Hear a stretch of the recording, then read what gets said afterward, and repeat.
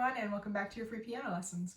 My name is Olivia, and this is lesson 11 in my free course here on YouTube that's going to show you how to play piano from the very beginning. If you missed the first few lessons, click up here. It'll take you back to lesson 1. For today, we're going to learn a few new notes in the bass clef, so in your left hand. Let's get started. All right, guys, we're going to go ahead and get started here on page 62 in our books, which is the beginning of Unit 5. So with this lesson today, we're going to learn 3 new notes, your bass clef C, D, and E in the left hand. So we do already know your C, D, and E here. This is middle C, right? Today we're going to get this C, D, and E down here, which you've seen before, but we've always had the notes in, or the letters inside of the notes. So this is your first time really having to read them. So there is a trick to that though. So you can go ahead and take a look up at the top of this page. They're showing you all of your notes there, your C, D, E, F, and G in the C pentascale in the bass clef. So you can familiarize with that a little bit before you start playing this one. But there's also a nice way to remember all of our notes in the bass clef. So if we I'm gonna make this my bass clef right here. With these new notes that we have, the way that we can remember them in the bass clef, if we look at all of our space notes, like this. You don't know this one yet. You're not going to learn this one today, but this is an A. This is C, E, and G. These 3 you are going to be playing today. So the way that we can remember those, we've got a little saying for it. Hang on.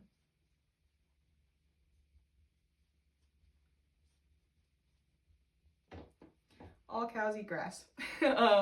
So we can use this to help us figure out our notes. Whatever the first letter is in all of these words is going to be what that note is. So that's kind of nice.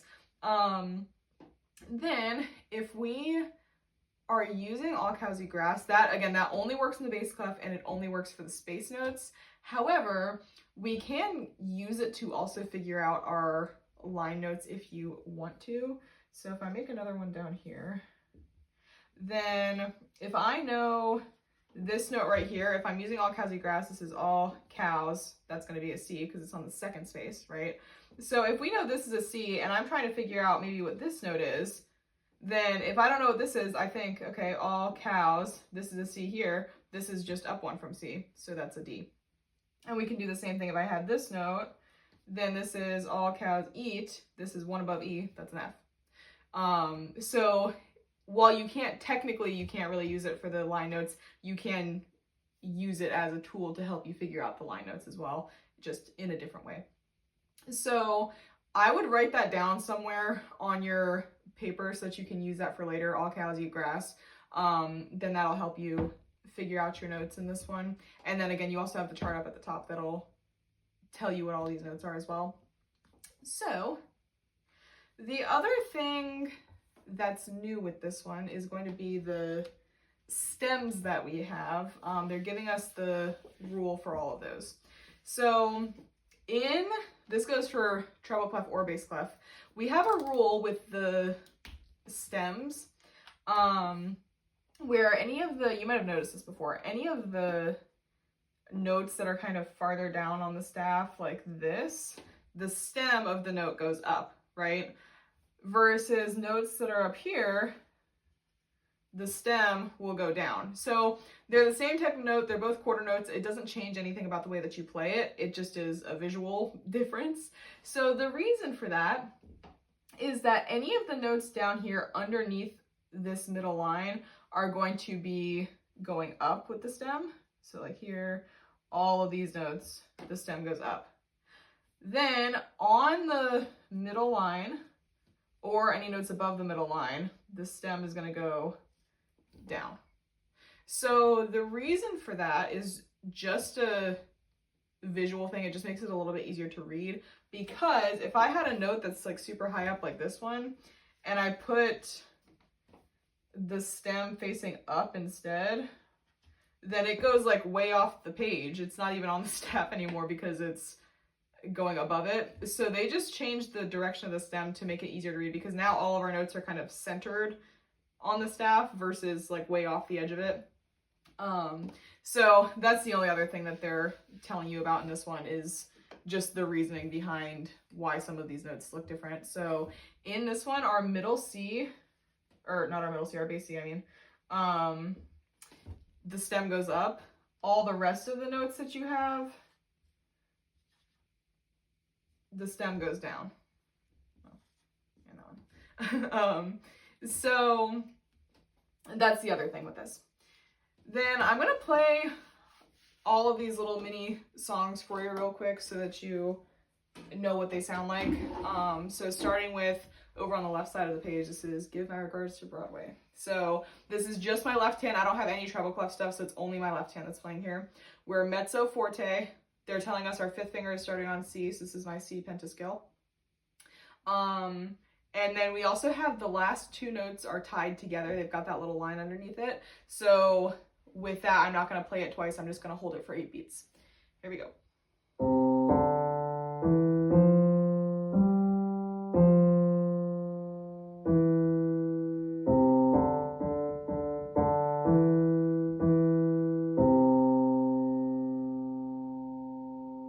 And there we go.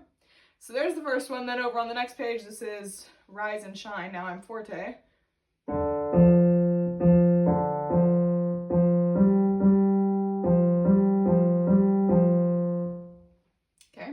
Then Ode to Joy, we're mezzo piano, so medium soft.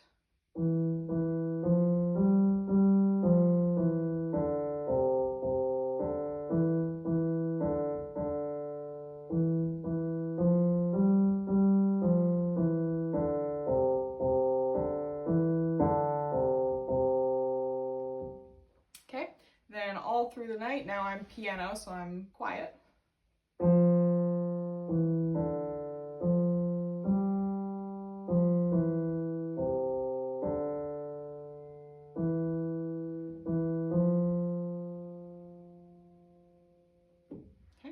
And then last one, Lightly Row, I am mezzo forte, so we're medium loud.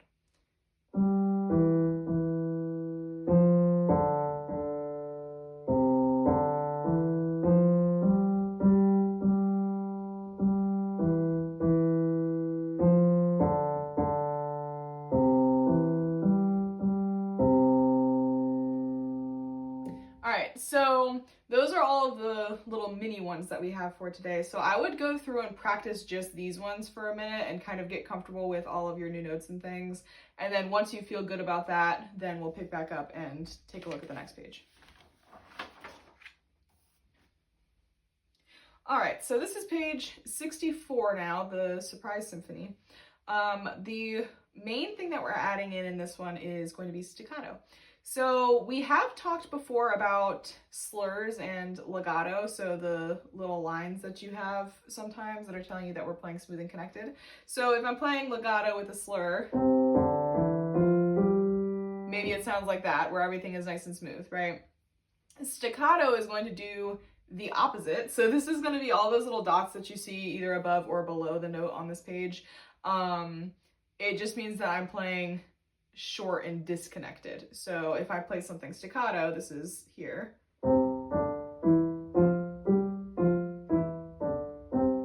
Now all of my notes are super short.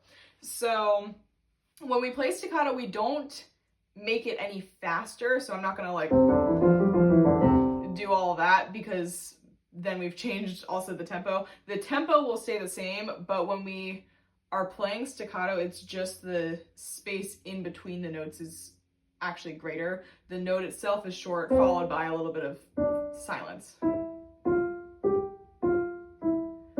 So I'm not necessarily actually playing faster, the note is just shorter, if that makes sense.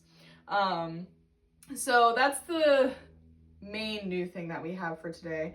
They're giving you a little warm-up up at the top of the page. I'm not going to run through that one, but I would take a look at that. Maybe pause the video here and take a look at that real quick and practice keeping a nice short crisp sound as you're playing your staccato stuff. So then with the Surprise Symphony, this is a nice short one. we're moving our hands a couple times in this one. So if you can see these little circled finger numbers that we have here, all they're telling you is where you're moving your hand to. So this is where the finger numbers start becoming really important, because as you're moving around on the piano, they tell you where you're supposed to go to so that you can reach all of your notes. So I'm starting off in my C pentascale, which we've been here before. So both of my hands are C, D, E, F, G. Then pretty much everything in this song is staccato. You do have a couple half notes that are not staccato. Those ones you are going to hold for the full length. But most of our other stuff is staccato. All the quarter notes that you have are staccato as well. So the other thing with this one, we are adding in octaves, which is just the distance between, like, for example, a C to a C, where it's the same note. They are 8 notes apart, so it's called an octave. And then it doesn't necessarily have to be C, it can be anything. These are all octaves here because they're 8 notes apart. So right now my hands are playing octaves, where my left hand is playing a C, my right hand is also playing C. They're 8 notes apart, it's an octave. So that's the other thing with this one that's new. So I'm gonna play this one. Pay attention to all the spots where I'm moving my hands. You'll see I'm gonna go from my C pentascale up to my left hand is gonna move, so my thumb is on B, and then it'll come back down and it'll move like that a couple of times. So pay attention to that as I play this. You can see what you're supposed to be doing in this one. We also are starting off piano, so there's that too.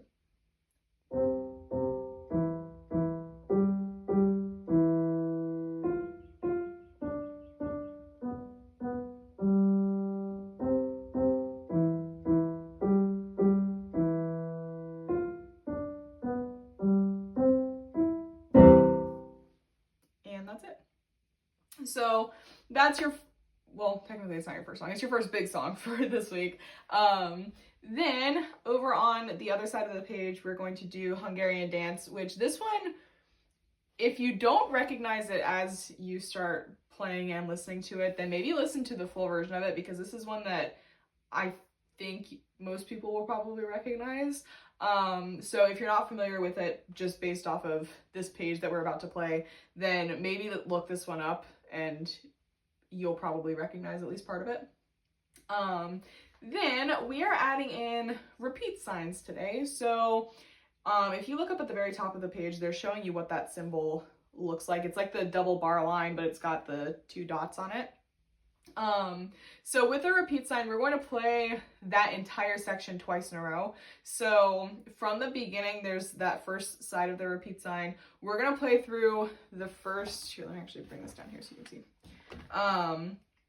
We're here, we're going to play through all of this. We get to our next repeat sign right here. We go back to the beginning and play all of that again.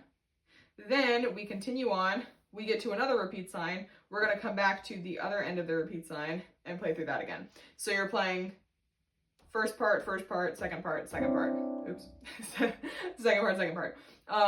Then also when you're playing this, you've got the forte and piano here. So the first time you go through this, you're playing forte. When you repeat this first section, the second time is going to be piano also. So I will show you what that one sounds like too, where once again, we're in our C pentascale. You do not have to move this time.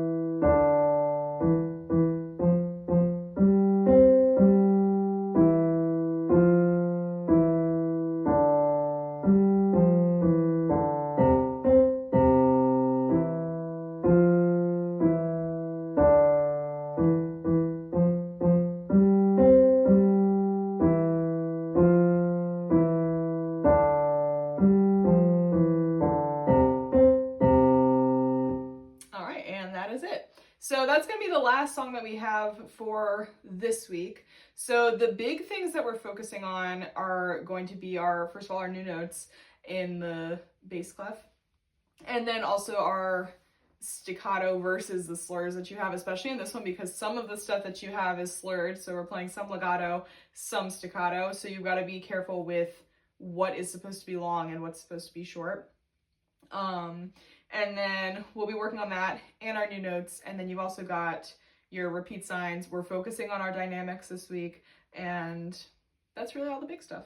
So that's your last song that we have to do for today.